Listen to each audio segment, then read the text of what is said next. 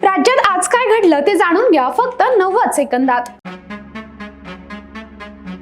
रामदास कदमांच्या आरोपांना उत्तर मिळणार। अनिल परबांची उद्या पत्रकार परिषद। बाळासाहेबांच्या मृत्यूपत्राबाबतही मोठा खुलासा करणार। जरांगे म्हणाले, तुम्ही बंजारांचं आरक्षण का घेतलं? पंकजांना सवाल। रक्ताने हात माखलेल्यांनी बोलू नये। धनंजय मुंडेंवर हल्लाबोल। बाळासाहेबांच्या बॉडीचा 2 दिवस छळ झाला। उद्धव ठाकरे आणि माझी नार्को टेस्ट करा। रामदास कदमांचं खुलं आव्हान।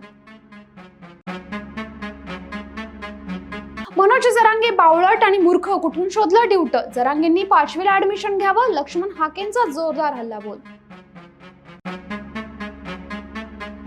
गणेश नाईक म्हणाले, नालायकांच्या हाती नवी मुंबईची सत्ता नको तर मुख्यमंत्र्यांना ही भाषा पटते का?